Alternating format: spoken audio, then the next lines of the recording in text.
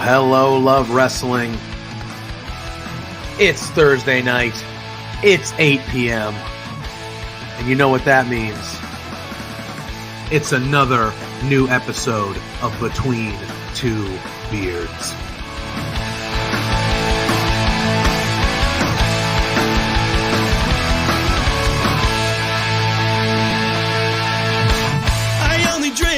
Can we start off with the biggest news of the week? The Rats lost! But every night I make a new best friend, and the only problem is we like having a good time. Forget yourself now. If you've got the budget, I've got the time. There he is. Hey, boss! There's the boss. Hey! The man with the finest beard on this screen. Canadian men, boys, shut the hell up. Let me talk. You see, the Rads are resourceful. When I got beef with somebody, I can find a way to talk to them.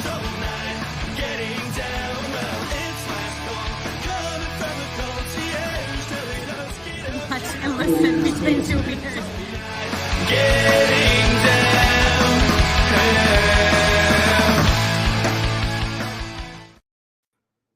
Hello, love wrestling. It's Thursday night. It's 8 p.m. and y'all know what that means. It is another new episode of Between Two Beards. Now, I know what you're thinking. You're like, there's a lovely bearded gentleman on the screen with you, JPJ. But that is not the usual lovely bearded gentleman that you see on the screen with me. He's here quite often, though. He's a good friend of the show. Pluggo is on assignment tonight. He's being a good dad, watching his kid's last football game of the year. So obviously we will miss him tonight. But he's out doing fatherly things, being a good dad. But we have the lovely Mr. Warren Hayes joining us tonight. Warren, how are you, my friend? I'm doing great. Thank you for having me again this week, JPJ. You know, I never really noticed that I was in your sizzle reel, your intro. Oh, you are in like it. I'm there, but it looks like I'm reading like verse from the Bible. It's like I come on here and I do bits with iPhones pretending to be Tony Khan and bringing in my plants. Yeah. And the best you have is me going. Hey, I will talk to our department. I will let them know. Zach, we can work. Yes. Zach, I will talk to Zach. You're trying to bury me, Zach? Yeah. Zach has when we bring back the alien stuff, Zach, we can do that. Zach has his hands full tonight, though, because we have Quizplex after us. So Warren and I will only be here until 9. We're on a schedule. But it's not just a regular Quizplex. It is the largest Quizplex ever. I have a graphic.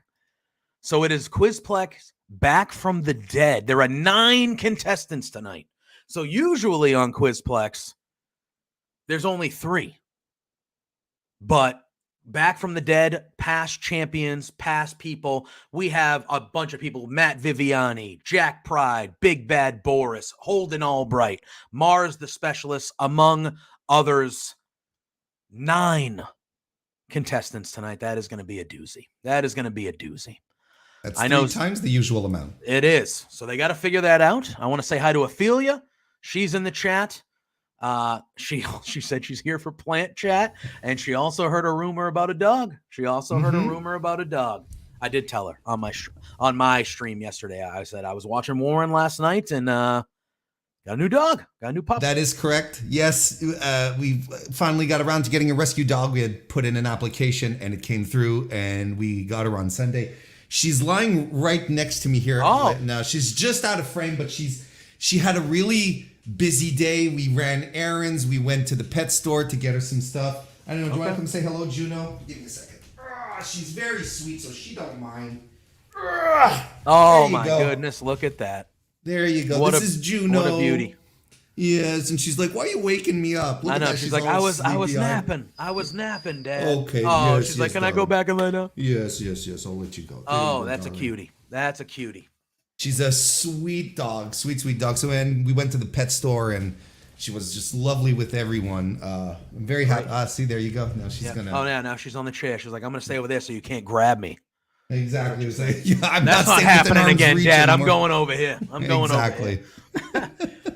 But the reason Warren is joining us this evening is yesterday, the PWI Women's 250, not 150 like last year, 250 was released. And Warren, obviously, you have a part in that list.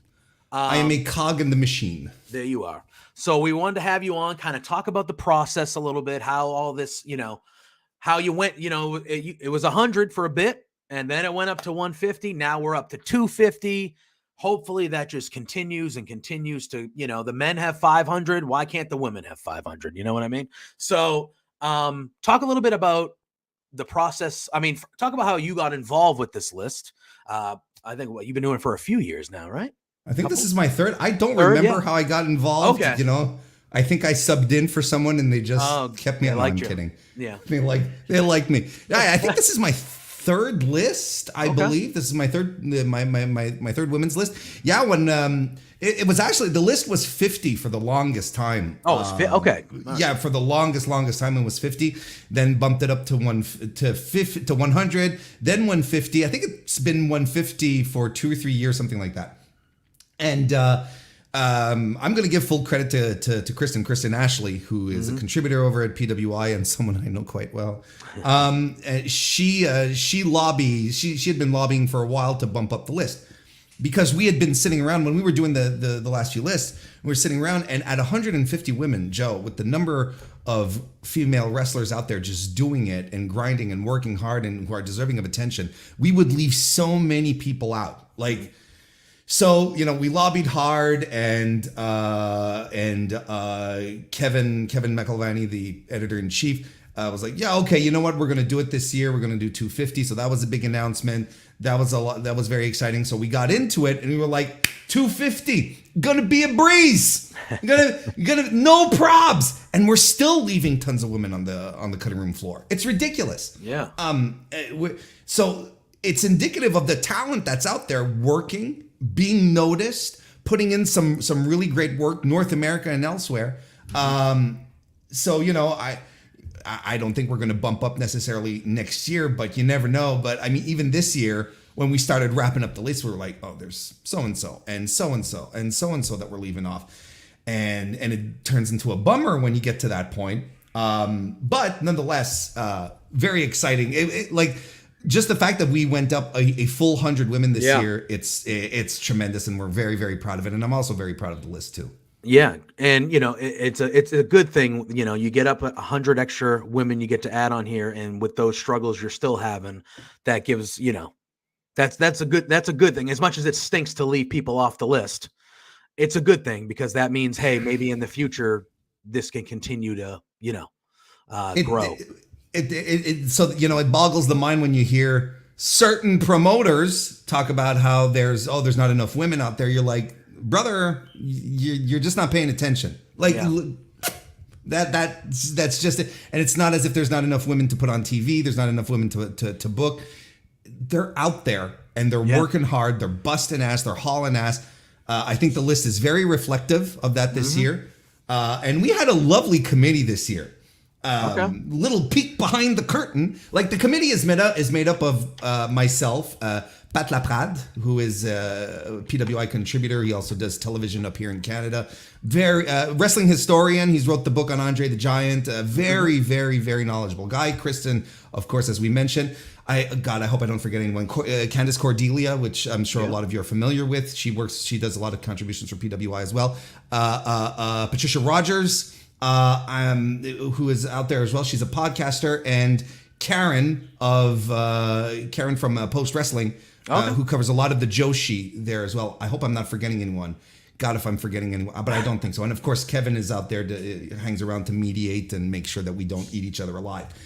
And this year, there's some years where the top spots are an argument. Like, Yes. It is extremely difficult to just like, and I do believe you're right. This is my third list now that I think about it, because the first year I came in, man, there was a lot of heat. It was a very heated discussion to get the number one spot locked in. This year, everyone came down, everyone sat down. We all opened up the Zoom meetings and we're like, all right, so who do we have at number one? We all said the same thing. We're like, all right, sweet. The worst is done.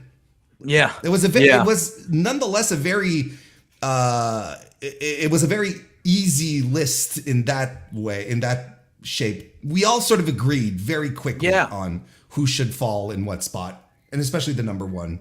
But I think as someone who like obviously was waiting for the list to come out and didn't, as me and Pluggo were talking about it over the weekend and stuff like that, I was like, that's where we were like, it has to be. And we'll dive into it, but it has to be this person that was number one. Like I feel like we're not doing big reveals. It's real, right? Yeah, it's real. It had to be. Like she has dominated television on all shows. She had a breakout year. She just had an absolute breakout year, a superstar year. Are we doing this? Do you want to talk some more about anything else, or do we just? Well, I actually yes. Before we dove in, I wanted to say so. Like, yeah, I know. So when do you guys start reaching out to each other? Like, obviously, like it comes out 3 days before print. No, all right, there you go. Yeah. No. It comes out yesterday, but kind of what's the process and when's it really begin to get to the release of yesterday? We usually have two meetings. We have one meeting where we typically nail down the first 30. Top 30 is always like the one that generates the most discussion. Okay. So we sit around for a couple of hours on a Zoom call, and we make statements and arguments, and we move things around and so on and so forth. Then we'll have another meeting, a shorter one. And then we just, we fill out the spots. Sometimes, we sleep on the list. You wake up the next morning, you look at it again, and you're like, maybe this person should be in another spot, kind of thing. And then, so are there any open issues that we want to that we want to go over? And then we usually have things fall into like for the rest. Honestly, like once we pass 50, things become a lot smoother, I don't want to say easier, but a lot smoother. People agree on things a lot more. We close things up. We have a rough idea of where everything goes. Then the list stays open, and we add in our suggestions. It becomes very collaborative on that front, where it's like, oh, you look over the list, and then you're like, and then you add in the comments, I think so-and-so should be at this spot. Have you considered this title? Blah, blah, blah. And that's usually how it goes. So there two real meetings, and then after we collaborate, and Kevin has the final say. Kevin McElvaney has the final say on everything. So there you go. Oh. I mean, and when I say final say, I don't want to give the impression where he's like, scratch! This is my list. He's not Vince walking in an hour before Raw. No, not happening. No. In any way, shape, or form. But if there's anything that's outstanding, any issues, or if people are like, whatever, like let's say I bring up something in a comment and no one answers it. Well, Kevin's gonna be all right. Kevin's gonna just make the final call on little things like that, but it's trivial at that point. Yeah. And then so we meet like in August. Okay. We meet in August to settle everything, and then right up until the print deadline, which I don't know exactly when it is. Right up until the print deadline, if anyone wins a title, if there's something big that happens, we go back in the list and readjust things. Got it. Yeah, because the year frame was it July 1st to July 1st? Is that what you guys do? This year, I can never remember off the top of my head. Give me a second here. Yeah, no worries. I think I have it in my notes. I should have it in my notes. Hang on. But the time frame is not like yearly. I think it was September. Oh God, I'm sorry. I should be better prepared for this. While you're looking, we got people in the chat we'll say hello to. We got Ryan in the chat. We got Grainmaker, Blair. Always good to see you. And Joseph with it popping in saying good to see Lauren on again. So hello, thanks for popping in. We're talking some PWI Women's 250. So the evaluation period was September 16, 2022 to September 30 this year. Cool. All right. Cool. Very good. And I actually didn't even think about that last part you said. It's like, oh, if you're right towards the end of that period and all of a sudden someone wins a women's world title and they're at number 190, you're like, oh, okay, they're a champ now. We might have to move them. They can't be down all the way down there.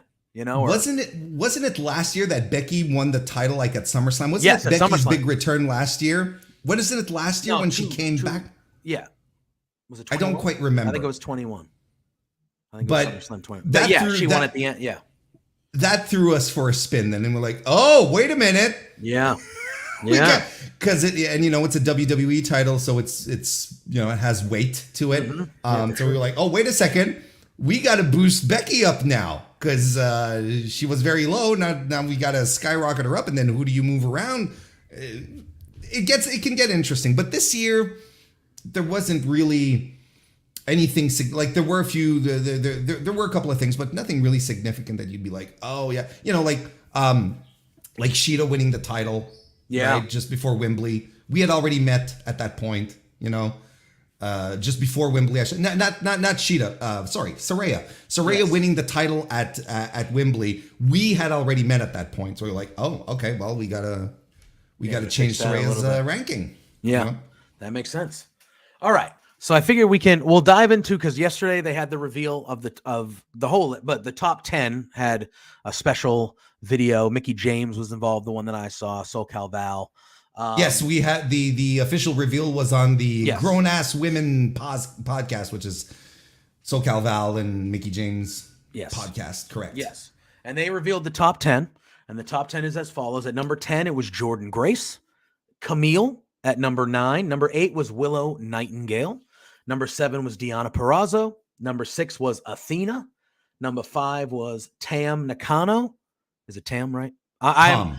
Tom. You pronounce it like Tom, like a male Tom. Yeah, I'm also going to be leaning into you when it comes to the Jamie Hayter at number 4. Bianca Belair. No, it's Hayter. Hayter. I'm being stupid. Yeah. Bianca Belair at number 3. Julia, who I've seen some Julia stuff. She is excellent. At number 2, and number 1, without question, I think Rhea Ripley. And you said this was pretty easy to determine. Oh God.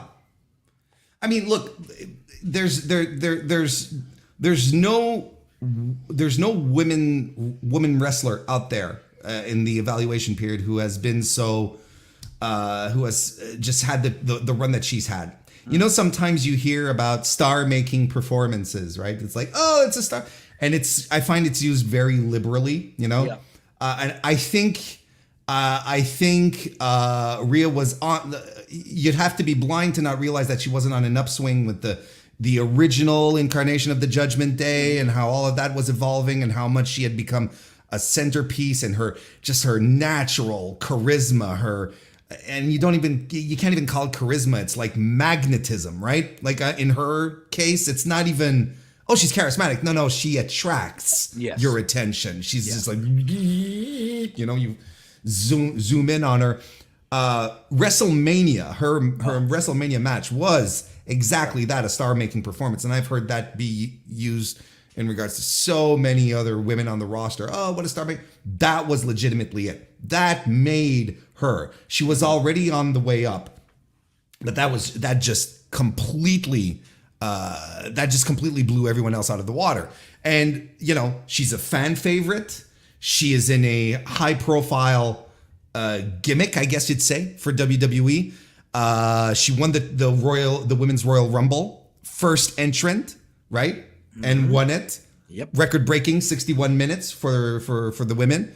First WWE, first Australian born WWE title holder on top of that. Mm-hmm. She's a Grand Slam, a complete Grand Slam. NXT UK, NXT. Women's tag, Raw women's titles, SmackDown women's title, and now whatever they're calling it now, the World women's title, right? World women's title, yeah. And we also had a good time calling her the real leader of the Judgment Day. Yeah, she is. I mean, I that's what I viewed her for a long time. I'm like, she's the one that runs the show. Well, I've always liked to say that this gimmick this stable was put together to put Rhea over, and it's working. Oh, it's working. Yeah, she, like you said, she's the type of person that non-wrestling fans know that I'm a wrestling fan, and they'll come to me and be like, hey, I saw a picture of this person, or I've seen this person on social media. Who is this person? Like that, when you say she attracts, like I've had so many. It's magnetic. It's unbelievable. I've had so many non-wrestling fans mention to me Rhea Ripley, especially, you know, with the whole Dom stuff. She's on another level. She's on another level. And it's crazy when you think how far she's come. You know, the Mae Young Classic was what, 2018, something to that effect. I think so. Yeah, I can 2017, look it up, 2018, somewhere around there. Yep. And she was, you know, representing Australia, all smiles and blonde, and just shucks, happy to be here. Yeah, 2017. You know, 17. We're 5 years removed from that, Joe. We're 5 years. 5 years. She is under 30 years old, Joe.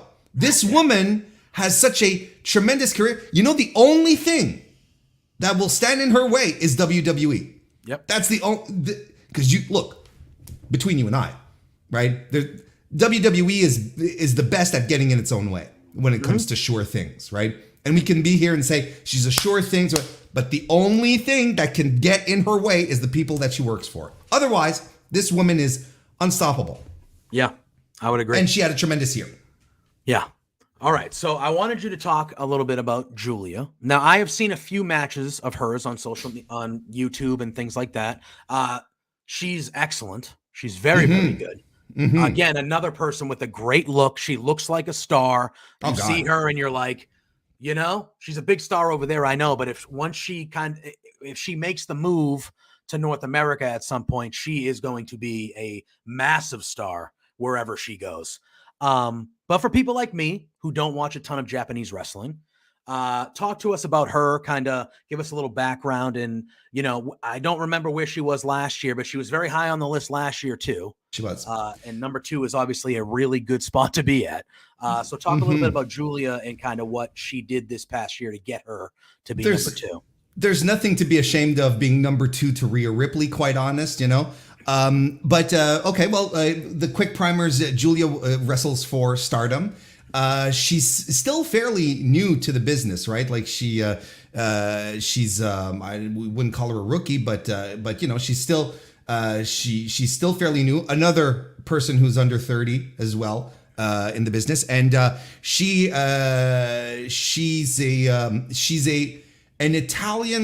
Italian born in London. Who lives in Japan and barely speaks any English, by the way. So she's an interesting mix, but she rose very quickly in the ranks in Stardom, and this past year has been tremendous. She's often seen as one of the most talented and charismatic in the promotion and, as you mentioned, in the world today. As far as her accomplishments go, she won during the period, she won her first World of Stardom championship, which is like the secondary belt, if you want. The World of Stardom, no, that's the top belt, excuse me. And the Trios belt, which is the Artist of Stardom champion. And she won the New Japan Strong Women's Championship from Willow Nightingale. She ended Shuri's run. Shuri, who was very high on our list last year. Yes. She ended Shuri's run as World of Stardom champion in a tremendous 30-minute match at Dream Queendom, which is like their big WrestleMania, Wrestle Kingdom type event.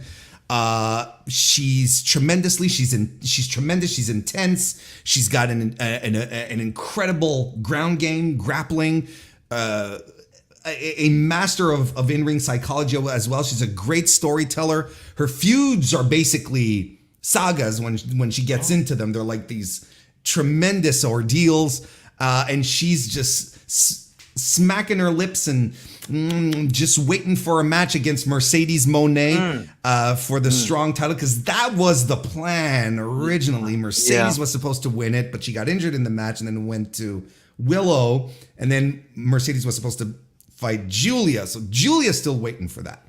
But listen, look, there's not enough North Americans who know who she is. And I'm not bemoaning anything. I'm not trying to gatekeep. I'm like, you should watch my... No, that's not what I'm doing. But when North Americans start seeing this woman, she's going to convert here. She's going to people are going to latch on to her because not only does she look good, look the part, she is so fucking good in the ring.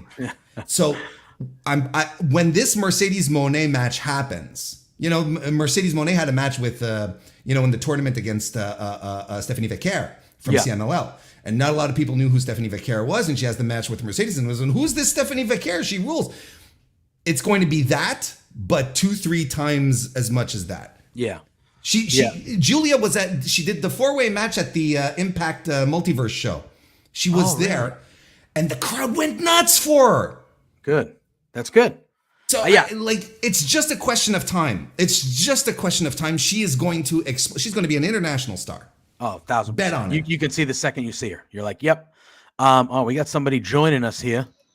Looks like we got Mr. Pluggo driving. Hey, boys! You better not be driving.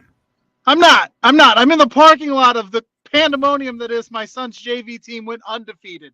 Undefeated for the whole year. Undefeated. Incredible. Yeah. So. Wow.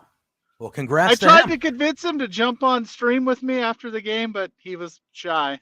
It's okay. Oh, that's all right. And look, he just worked his ass off. What do you want from him? It's true. That's fair. That's fair. It's cold. It's cold. It's rainy. I want perfection. Damn it! No, he did awesome. I just thought I'd stop by and say hi, boys. Thanks for holding it down. Oh, we just started diving into the list here. I love the list. I texted Warren and told him the list was good. I had no complaints this year.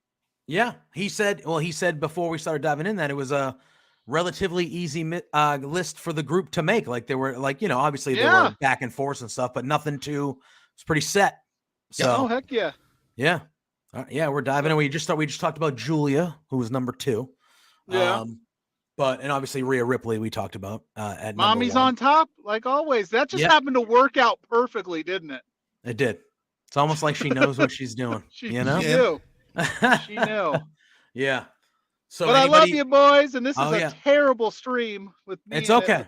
We're glad. Well, hey, look, we're glad we were missing you, so we're glad you popped in and said yeah. I can't do any good. I can't do any better than this, but that's fine. Now I got to start the trek back home, and I'll miss you before the end of the stream. So that's all right. I wanted to say hi. Well, hello. Drive safe, man. Yeah, drive safe. I almost super chatted my own show saying I'm a pro no Pluggo stream, but I didn't want to steal Warren's gimmick. Well, Warren said he wasn't going to do it because you weren't here tonight. So that was. And so I was going to come in next weekend. He's like, I'm going to come in next week and do it when Pluggo's back. So. Oh, okay, fair enough. But I'll see you boys next week. Peace. All right, bye, Pluggo. Take it easy, man. Bye. All right, Pluggo popping in saying hello. There he is. There you go. He's around. All right, cool. So I wanted to ask you because obviously, Jamie Hayter, who I adore, we all adore Jamie Hayter. Obviously, she was injured for a good chunk of this evaluation period. Yeah. So when it's something like that, obviously before that, she was the most over woman in the company, the champion. Like she had a fantastic run. But what are those discussions like where it's like, hey, this person was on fire, top of the company, boom, but they missed 4 months or whatever it was, 4 or 5 months of our evaluation period. I guess, how do you guys talk about that? It's still having her in a top 5 position, even though she missed a really good chunk of the time. She was champion for the majority of the evaluation period. So that's something that helps out tremendously in her case.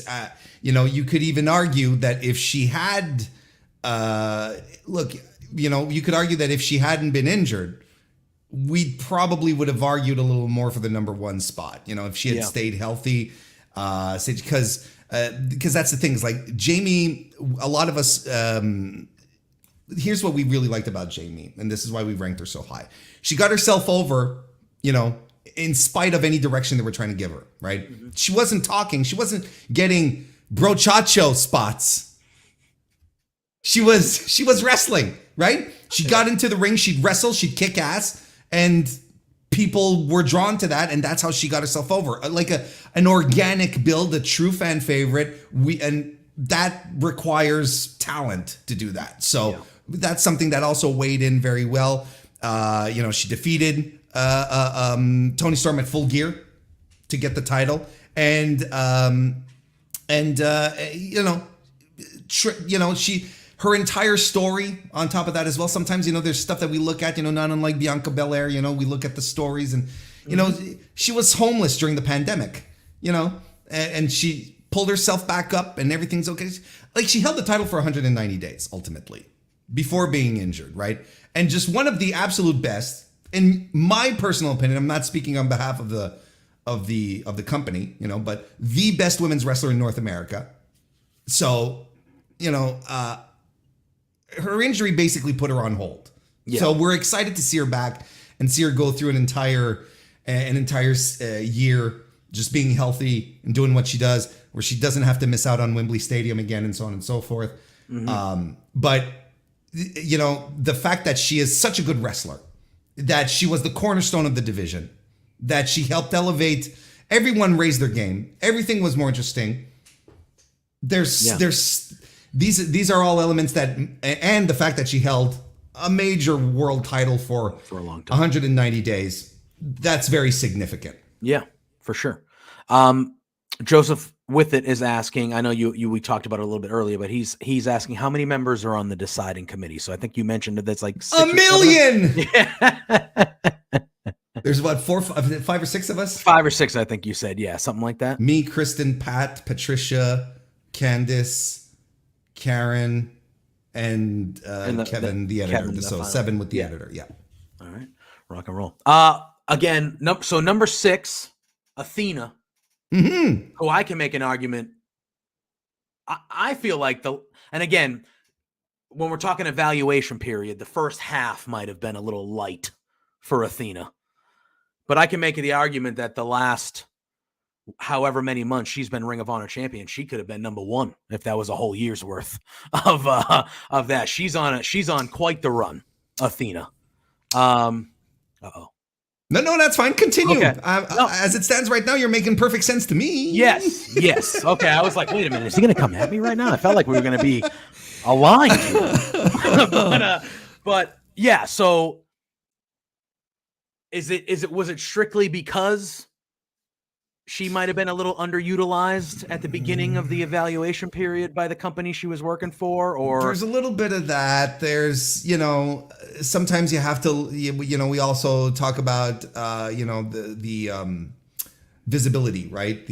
How on what stages are you performing and who you're performing against. Quality of opponents is also something that also weighs in significantly. Mm-hmm. I'm not saying that wrestling Willow Nightingale or Yuka Sakazaki aren't quality opponents, right? Or anyone else that she's fought. I'm talking in the sense of, I'm sure you will understand, Joe, if I tell you that there's a difference between wrestling Yuka Sakazaki and Mercedes Moné in terms of, oh shit, right? Yeah. This is a match versus this is a match, right? Yeah. You know what I mean? Oh yeah. I think that's one of the things that a lot of the other members of the you were fighting hard, weren't you? Well, yeah, I fought harder for someone else. At some point you pick your battles. Yeah. But I feel like if Athena wasn't on Ring of Honor, she'd be higher. How about that? Because listen, you cannot knock any of her accomplishments. Longest reigning Ring of Honor Women's Champion. At the time where we were doing this, defended her title 12 times successfully. Okay, now that's tremendous in about itself. And the whole character shift after the Jody Threat incident that threw everyone for a tizzy. She has just done absolutely tremendous work. She has a potential match of the year candidate with Willow Nightingale from Death Before Dishonor, Supercard of Death Before Dishonor. Yeah, you're right. Yep. God, I was going to talk about Willow next, and I was going to segue because to me that I thought was the best women's match I watched all year. Now again, I don't watch a ton of Japanese wrestling, but from what I saw, I was like, that was a top match of the year, let alone women's match. A plus. Unbelievable. It was tremendous. Yeah. Tremendous stuff. So ultimately she's wrestling in front of a streaming service, which is still Ring of Honor nonetheless, but everyone agrees she's doing tremendous work. I think she should be on television every week. there's, if anything, this is an indictment to AEW not necessarily really truly investing into promoting women's wrestling or their women's division, because they have her right now, and now she's doing stuff with Billy Starks to keep herself over, trying to get a new kid over at the same time, right? I mean, this is tremendous. This is tremendous stuff. Why is this not happening on AEW? Because Athena, look, and again, I'm trying to be respectful, because I don't want to throw Ring of Honor under the bus and say like just a bunch of schlubs wrestle there, but she's better than just being relegated to a streaming service. How about that? Does that make sense? Oh, for sure. You know, and you look at every other, every other Ring of Honor champion that they have. The TV champion, the world champion, the tag team champions. They're all on the main show. They all show up on the main show. Yeah. Why not Athena? What is keeping her back? I don't understand it. And it's very bizarre. That's I don't want to speak for everyone on the committee. I endorse the number 6 spot nonetheless, but I would have preferred her to be higher. I thought she was a top 5er personally. Yeah, that's just me. And that's what I'm going to be on. And again, I am very without having vast knowledge of the Japanese side of the list, which there are a lot of Japanese women's wrestlers on this list. I went in there and I was like, oh, Rhea's number 1 and Athena's 2. That was my brain. And then I was like, oh, and then I was like 6. And it made sense when the girls that are above her, they make sense. Obviously. See, here's the thing. It's like, Stardom is having a banner year right now. It had a banner 2022 and it's having a banner 2023 as well. All the success is continuing. And, Julia is at the forefront. She's one of the faces of the company. She's wrestled in front of massive crowds, big crowds. The prestige is different. Yeah. Yeah. It's hard. It's not exactly apples to apples. It's like Granny Smiths to Honey Crisps, Yeah. It's all apples, but different varieties. Yeah. And I also, one last thing on the Athena thing, the act that she is doing with Billy Starks, who showed up at number 56 on this list, I would expect her to be higher next year, I think. If AEW knows what they're doing, again, Billy Stark should be much higher on this list by the time we get here next year. And friend of the show, been on the show. We love Billy. We love Billy. Amazing. Big Stark's brand all the way. Oh, yeah. That act would 1,000% get over on the main shows. 1,000%. Oh, right now? Oh, absolutely. It'd be better than Burchacho's shut. Yeah, like it would 1,000% get over. So I don't understand why they're not utilized more on the main shows. All right, I'm trying to. One of my favorites. She had the highest ranking on the men's PWI 500 for a woman ever, and she showed up at number 13 on this list. Masha Slamovich rules. That's all. She just rules. Masha's tremendous. Masha, the only thing that really kept her back this year is lack of singles titles. Now we got to make a little caveat here, because right now you're all of you watch right now. You're typing furiously into the chat. Warren, she was GCW World Champion. Sure, and you're absolutely right, which is why she ranks so high on the 500, because ultimately the 500, the women who are on the 500 are intergender wrestlers. Yeah.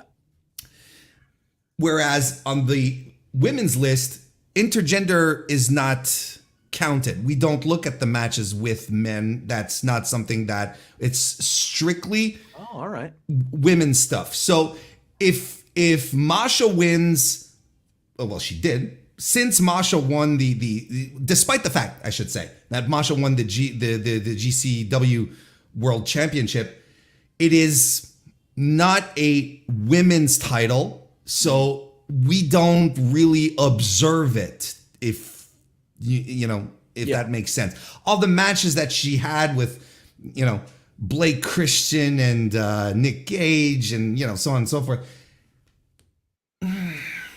You know, so she's, you know, she was tag team champion in knockouts champion in the tag team knockout tag team.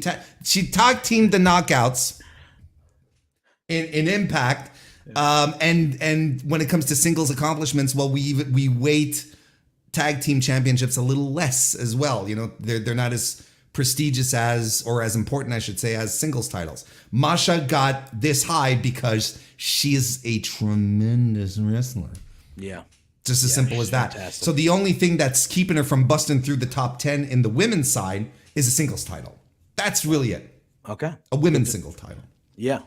All right. So obviously, you had said earlier that you fought for a few. You fought for a few, you know, strong fights. So who were on the list, whether you want to stay near the top or just as it goes in general? Who were some of the women on here that you were really like, you know what? Like when this name is discussed, I'm going in hard here. Like I'm behind this one. And we all have our agendas like that, right? There's always a couple where you're like, I got to make sure that this person, all of us, I'm not special here. You know, we all the members on the committee come in and like, well, you know, and you can tell. And we even go, oh, okay, this is where you're cashing your chips in. Okay, I see. Me was Camille. Okay. I wanted Camille in a top 10 spot. That was my objective. Deserved. Well deserved. She has, listen, 812 days as women's world champion. 5th longest reign in the 73-year history of the NWA Women's Championship. Defended the title 17 times just in the past year. Undeniable wrestler. Has carried lesser athletes to great matches. She is, and you know, I would even go as far as to say that she carried that company in many of their pay-per-view efforts. Mm-hmm. And now, you know, she's taking a break. She's talking about free agency, and I don't blame her because, you know, your shoulders got to get sore carrying all these people all the time. Yeah. I'm shocked. She deserves a rest. Yeah. And then I, you know, she's someone again that I look at and I go, that is a main company star. She's amazing. She could show up in WWE and go face to face with Rhea Ripley, and I would be like, "Yep, 100%." And you'd buy it. Oh yeah, my for God. sure, immediately. You know what I mean? So you know, she's and you know, when she started off, you know, back in the NWA Power YouTube days, you remember those? Yep. You know, she was still very, very green to it all, and this was just like post pandemic, brother. Over her reign, she is just improved, and now she's at a level where you're just like, okay, she's just great now. She's just a very good professional wrestler. She's solid. Yeah. You know, I had people, you know, I know people very close to me who would hate watch NWA pay-per-views, but none of them would be, but the consensus is like, oh, you know, this is going to suck, this is going to stink, but at least we have a Camille match. You know, that would always be the argument. At least there's a Camille match, you know, as if like, whew, we're going to be able to have at least a good time watching this. Oh, for sure. She's, for me, it was, you know, so that was a crucial. She was like the number one that you were behind. When you mentioned earlier, there was one other one I fought for harder. Camille was the one I'm taking it. Camille was the one.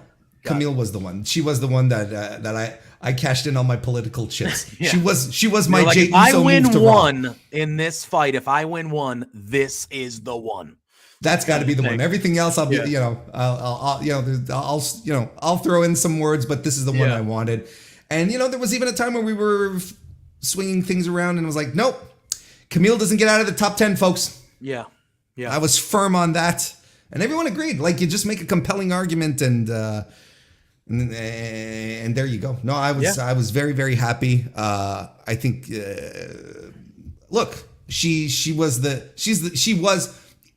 regardless of who they said was the face of the company, she was the face of that company.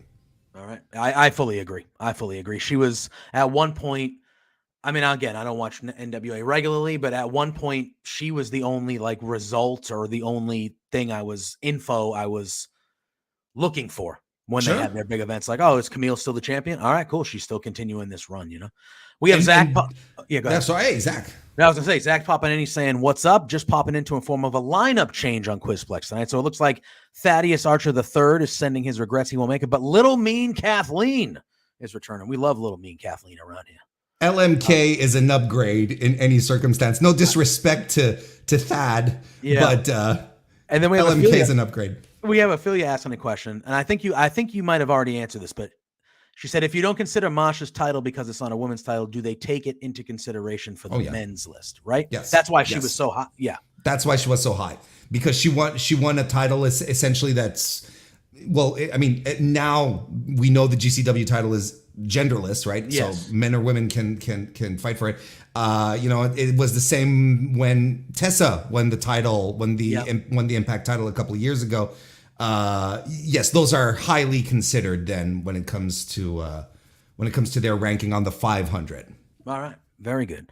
There was a lot of LPW presence throughout this list. We had 10 women wrestlers that are either regular LPW roster members or have appeared for LPW this year. We have our grand champion, Zoe Sager, was at number 67, had a fantastic year.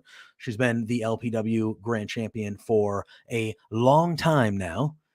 We had Taryn from accounting back on the list. Our girl, our favorite Taryn, the third beard at 153. We had Gigi Ray at 145. We had Nicole Matthews, just been doing great stuff for a really long time. We're really excited that Nicole is back on the list. That was something we were all very, very excited about. Yeah. And we hope to see more Nicole. We hope Nicole ranks higher because I think all in our hearts, we're all Nicole Matthews fans. 100%. 100%. Shaza McKenzie showed up at number 88 as well. Taylor Rising at number 203. Liza Hall at number 125. And Giselle Shaw, who had a very good year, Giselle Shaw. She was at number 63. And then Jody Threat, who was excellent, at number 49. And then the last one, KC Spinelli, one of my favorites, at number 237. Love her. A good old Canadian stalwart. And see, here's another one that we were like, these are like, there's like Nicole and KC Spinelli. These are women that have been doing it for a while and that we really, really like. And we want to rank them. Does that make sense? Like, we want to rank every, but there's women where you're like, man, I can't wait to place, of course, her into this spot, and we just want to rank them higher. Yeah, we want to rank them higher. That's all. Yeah. So very, very cool to see a lot of LPW people and Giselle. Oh, tremendous year really that she good. had. The LPW stuff, and of course, she's a regular on Impact. Angles, state. She's got her faction. She's involved in big time angles. Tremendous stuff. Yeah, big Giselle fan. Plus, this didn't count though, but the what is it called? The unforgettable race. What's the name of the show? No, oh my God, the Impossible Race. Incredible Race. The Amazing Race. The Amazing Race. Yes. The Amazing Race Canada. She was on it. Oh, really? Yes, with Gail Kim. Real? I didn't know this. Yeah. Is it still currently on? Did they do well? Well, no, it's you can catch reruns. All right, I did not know that. It aired earlier this year. Yeah, they got eliminated like 4th or 5th, something to that effect. All right. They didn't make it to the end.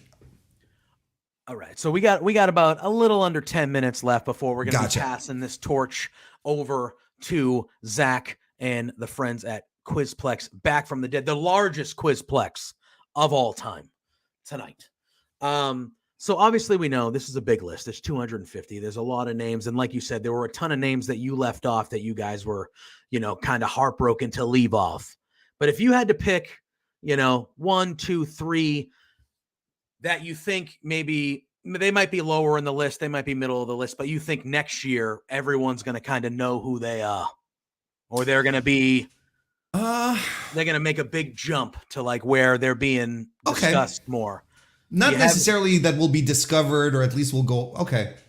that might rank higher or If Yeah. there's someone in like Okay. the low Well, look. 200s that you're like, hey, next year if they're Well, going to be, or it doesn't have to be here. anywhere, Look, you don't even have to go to the 200s. I think Trinity is going to rank higher next year. We would have liked to put her higher this year, but she really didn't wrestle enough. One of our criteria is that there's a minimum number of matches they have to wrestle. It's like 10 matches or 6 within 6 months, something to that effect. Okay. Like at least one per month with some. I'm always a little confused on that one, but there's smarter people on it than me on the committee who have that one figured out. But Trinity, I think, is one that we were expecting a lot of backlash. I didn't see a lot of backlash. I haven't seen any outright negativity, but it's just because she didn't have the quantity. Mercedes Monet's not on the list because she didn't. She just didn't have the volume. She didn't have, she didn't have the amount of matches. It's like when people say, why isn't Brock on the list for the 500 for over a couple of years? Well, Brock wrestles 3 times a year. What do you want from me? Exactly. Anyway, so that's that. Mariah May, I think, is going to break out this year. She's in the 90s. 95. 90. Thank you, man. Yeah. And she I think, she worked the independents in the UK and everyone was like, she's all right, but goes to Stardom. And I think she really flourished in Stardom. I think she found her footing. I think there's a lot of stuff that clicked and she's become a very competent pro wrestler. And I think she's going to break through here because she has the looks. She has, is that the rumor is that she might be heading to AEW? That's still Possibly. very much a rumor. Possibly. And sure, I think that'd be fine, and she'd fit in there. Look, we'll see how that goes. We mentioned. Look, here's a deep cut on the list. Alexis Lee. That was, and I have it right here. I don't know much about her, so. And that's okay because she's a wrestler from Singapore. And she's the first women's wrestler from Singapore who have a title. She worked freelance in Japan this year to defend her title there, and she came in at 148. So that's something to look out for. She might pop up a little higher as well. And I also think Stephanie Vaquer is going to rise as well.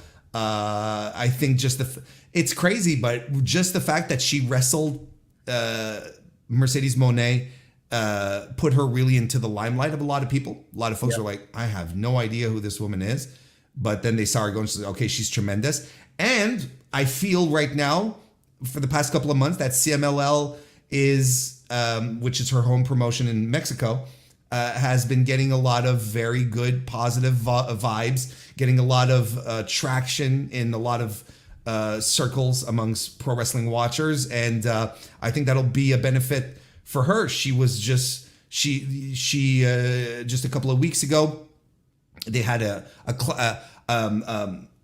clash of champions, a battle for the belts a couple of weeks ago, and she regained the CMLL women's title in a very, very good match on top of that. So she's a star. And she's a tremendous pro wrestler. She's rugged. She's rough. I really, really like her. I think those are some that we can definitely keep an eye on, that I would expect to be even higher next year for sure. For sure. I mean, I'm looking right now just quickly and I see, she's on one of the main two feds here, but Julia Hart at 105. The way she's been trending the last few months, I mean, if she were to continue that, you could easily see her in the top whatever. Look, here's I mean? Look, and here's the thing, right? She's 22. I know. It's crazy. And I think a lot of people realized how much progress she has made since starting greener than grass. With the varsity dudes, right? Yep. Like green. And then she has her match with that Lexus King guy. Is that who you're talking about? That Lexus King guy? Right? Yeah, that guy. The guy with the paint on beard. That dude. Yep. Hollywood Hogan, the beard. Yep. That guy. Anyway, sorry. She I'm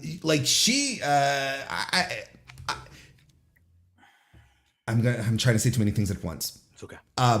I think that the time that she has spent with the House of Black has helped her develop her confidence, her persona, right? Projecting being a star, right? Yeah. That's something that she didn't have, but I think that hanging around guys like Brody, like Malachi, they probably coached her in that, right? That was probably tremendous. So it's like project, and that's what she does now. And then she has her match with Statlander a couple of weeks ago, and I think a lot of people realize how far she's come, because I personally was surprised at how far she's come. She was very good. You know, I'm not saying here that she's the greatest thing since sliced bread. She's got work, but she's 22, Joe. Yeah. Like this girl, the sky's the limit for her. And wouldn't it be fun? Because look, you know, whatever happens to the House of Black, but you know, she's misting women right and left. Wouldn't it be awesome if she ends up having her own little stable of just like bitter, mean girls, you know, Sky Blue and Willow with her, and she's really the leader here? Yeah. That would be tremendous. I would love it. I love the outfit of her and Brody. I know we talked about it before, but I love everything that package, like how he's the one that's warning this big giant monster man is warning everyone this little girl behind me is gonna destroy the world. Like I love it. I love everything about it. We have DGMC in the chat. He gave us a super chat. Good grief. And he said, JPJ, will you do a podcast about old school Joshi wrestling before Warren? And if so, can we expect Billboard 200 artist Ciara to co-host? There we go. Well, will you? I mean, I could. I think Joshi wrestling is something. I think Joshi wrestling is something I could start to watch more. And I think I would enjoy it a lot.